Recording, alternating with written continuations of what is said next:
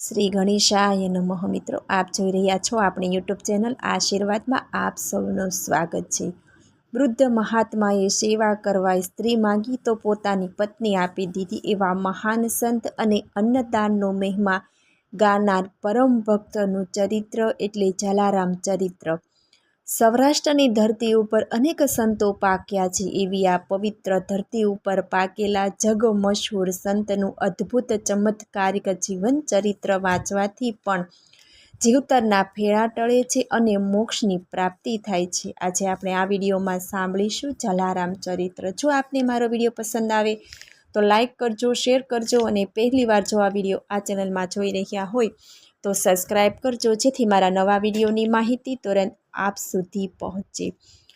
ભાગ્યશાળી શ્રોતાઓ, ચાલો આજે આપણે એવા જ એક ભક્તની કથા વાંચીએ. જે ભાઈ બહેન આ પુણ્ય કથા વાંચશે, સાંભળશે, એનો બેડો પાર થઈ જશે. હવે કથાના શ્રી ગણેશ કરીએ તે પહેલાં મંગળાચરણ કરી લઈએ. મંગળાચરણ કરવાનો આપણો સનાતન રિવાજ છે. रामचरण सुखदाई भज मन रामचरण सुखदाई जिन चरणों की सेवा को सुर संकादिक मन लाई जय जय कृष्ण कमल दल लोचन दुख मोचन सुखदाई सुख शिव सनकादिक इच्छित शेषन पारे होई।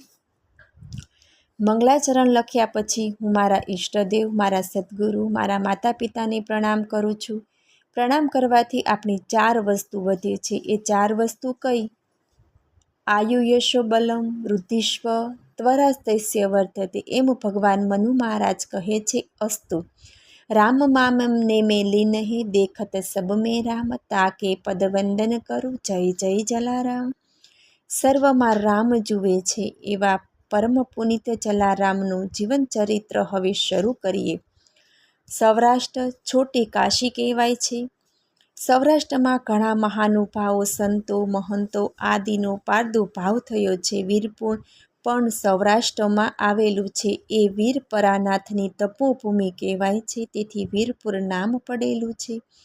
એવા સોહામણા વીરપુરમાં જલારામ નામના એક ભક્ત થઈ ગયા.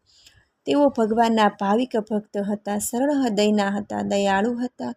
દયાનો તો પાર નહીં. તેમને દ્વારે આવેલાને તેઓ યથાશક્તિ કંઈ ને કંઈ આપતા.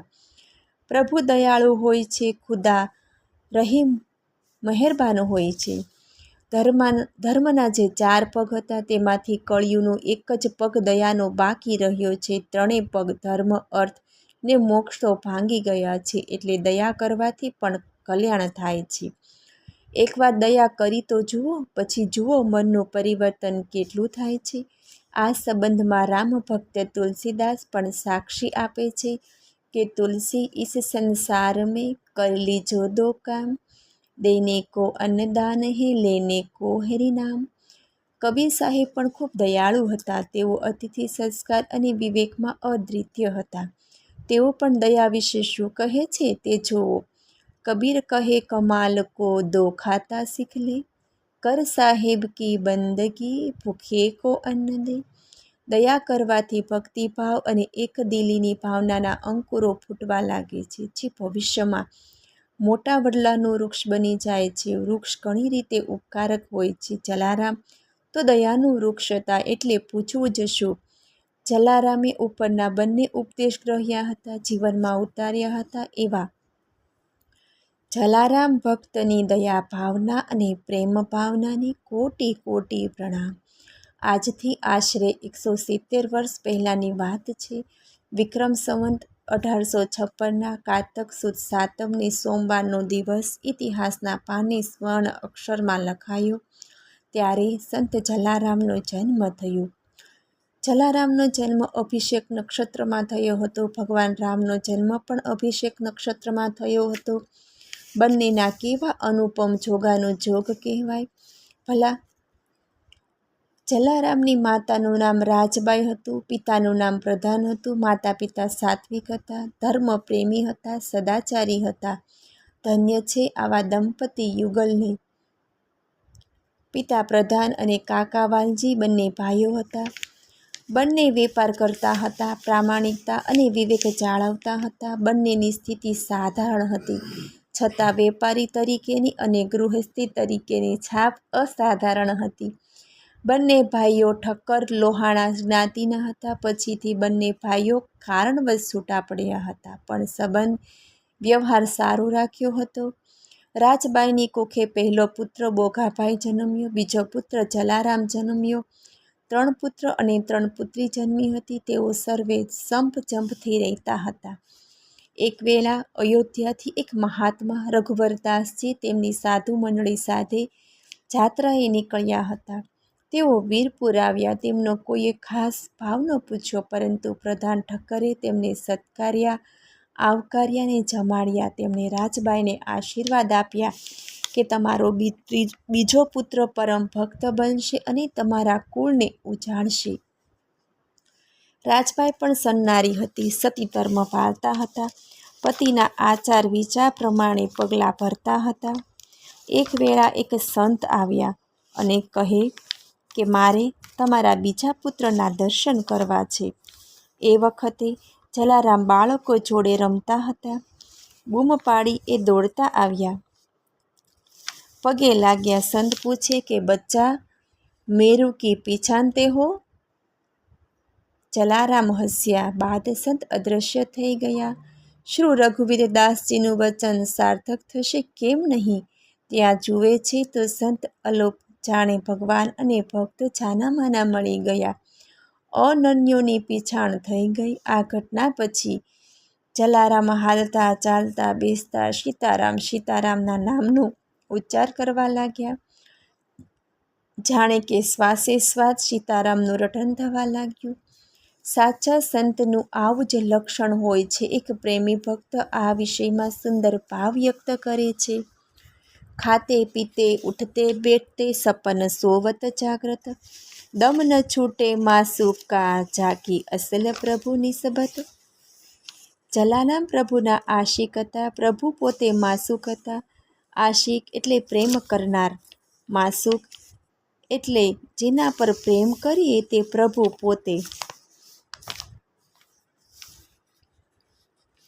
એટલે આપણે કહીએ છીએ કે પ્રેમ અને પ્રેમિકા. પ્રભુને પ્રેમ કરનાર, અહર્નિશ યાદ કરનાર એવા જલારામના સંસ્કાર પ્રભુમય બનવા લાગ્યા.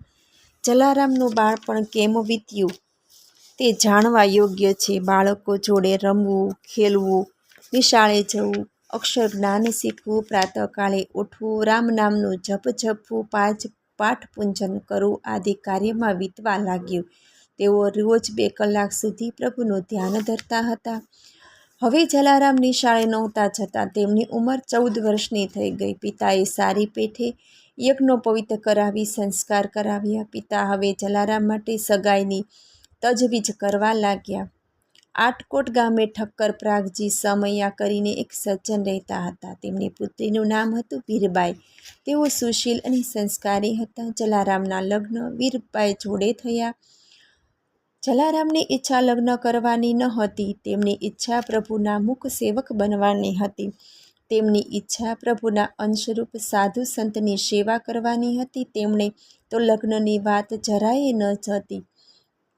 તેની પિતા સમક્ષ તેમણે અનિચ્છા પણ વ્યક્ત કરી હતી, પરંતુ કાકાએ જલારામના મનનું સમાધાન કર્યું. તેઓ જાણે ઉપદેશ દેવા લાગ્યા કે ગૃહસ્થાશ્રમમાં રહીને પણ પ્રભુની ભક્તિ થઈ શકે છે. માયાથી અલિપ્ત રહી શકાય છે. ભૌતિકવાદથી અલિપ્ત રહી શકાય છે. સંતવાણી પુકારે છે કે ઘર મેં રહીએ, ન્યારે રહીએ, જલ મેં રહીએ, કોરે રહીએ, જાગીએ માહે સુપન. કેવું ઉત્તમ સદબોધન છે! જેમ કમળ જળમાં રહે છે છતાં ભીંજાતું નથી, ઘરમાં ભક્ત રહે છે છતાં સુરતા શામળિયામાં રહે છે. બાકી આ સંસાર તો સ્વપ્નવત છે. સ્વપ્નનું મૂળ નિંદ્રા છે. અજ્ઞાનરૂપી નિંદ્રા ઉડતા જાગૃત થાય છે. કાકાએ કહ્યું કે મારી દુકાન છે, તેમાં તું બેસ. દુકાન સંભાળી કામ કરતા પ્રભુનું સ્મરણ પણ કરતો રહેજે. જલારામને સંતોષ થયો. દુકાને બેઠો. તેમની દુકાનમાં બાજુમાં એક વાણિયાની દુકાન. વાણિયો કંજૂસ ને જલારામ ઉદાર. કેમ મેળ જામે? બંનેની પ્રકૃતિમાં આટલો બધો ફેર. સૌરાષ્ટ્રના પ્રવાસે યાત્રાળુઓ આવી ચડતા, વીરપુર પણ આવતા, ત્યારે જલારામ તેમને અન્નદાન આપતા, દુકાનમાંથી કોક વસ્તુ પણ આપી દેતા. એક વખત સાધુ મંડળી તે દુકાને બેઠી. જલારામે તેમને સીધું સામન, ઘી, ગોળ, કપડું વગેરે આપ્યા. આ જોઈ અને વાણિયાના દિલમાં તો વલોપાત ઉપડ્યો. તેને થયું, માળો આ તો આપી જ જાય છે, મારે પાસે 9 આપવું પડશે. આથી વાણિયાને અશાંતિ પેદા થઈ. તેણે વિચાર્યું કે વાલા કાકાને વાત કરી દઉં. વાલા કાકા આવ્યા. વાણિયો બોલ્યો કે વાલા કાકા, તમે એક દિવસ ગોળને પાણીએ નાશો ત્યારે તમે મને ખૂબ યાદ કરશો. મારે શું પણ શું થયું એ તો કહે વાણિયા. વાલા કાકાએ પૂછ્યું, આ તમારો ભત્રીજો જલ્યો છે ને, એનામાં જરાય બુદ્ધિનો છાંટો નથી. આજે તો સાધુડાને એણે પોતાની દુકાનમાંથી ગોળના 2 ભેલા, 1 લોટો ભરીને ઘી, 10 ગજ કપડું આપી દીધું છે. ચાલો તમને રૂબરૂ ખાતરી કરાવું. જોજો તમારું દિવાળું ન નીકળે તો પછી મારે શું, મને કહેતા નહીં. વાણિયો બોલ્યો. વાલા કાકાને ગુસ્સો ચડ્યો. ચાલ જલિયા પાસે જઈએ. બંને જણા જલારામ પાસે આવ્યા. વાણિયા બોલ્યો કે આ તારું ફાળિયું ખોલ, અંદર શું છે બોલ. જલારામે ફાળિયું ખોલ્યું તો ગોળના ભીલાની જગ્યાએ છાણા નીકળ્યા, લોટામાં ઘીની જગ્યાએ પાણી નીકળ્યું. નજરે જોનારને પહેલાં તો આશ્ચર્ય થયું, પણ પછી જલારામની પ્રભુ પરની આસ્થા જોઈ ને ધન્ય ધન્ય કહેવા લાગ્યા અને વાણિયાને વગોવા લાગ્યા.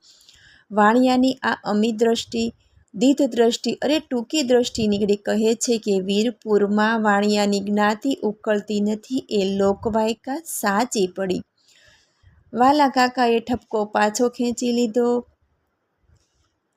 દિલાસો દીધો કે જલા, તું સાચો હો, તું સુખી થજે, સાથે સારી મારી દુકાનની સંભાળ પણ તું રાખજે. આગળનું આપણે જલારામ ચરિત્ર જોઈએ ભાગ 2માં સાંભળશું. જો આપને મારો વિડીયો પસંદ આવે તો લાઈક કરજો, શેર કરજો અને પહેલી વાર જો આ વિડીયો આ ચેનલમાં જોઈ રહ્યા હોય તો સબસ્ક્રાઈબ કરજો, જેથી મારા નવા વિડીયોની માહિતી તુરંત આપ સુધી પહોંચે. ધન્યવાદ. બીજી વાર્તા આપણે સાંભળીશું જલારામ ભાગ 2માં. જય શ્રી કૃષ્ણ.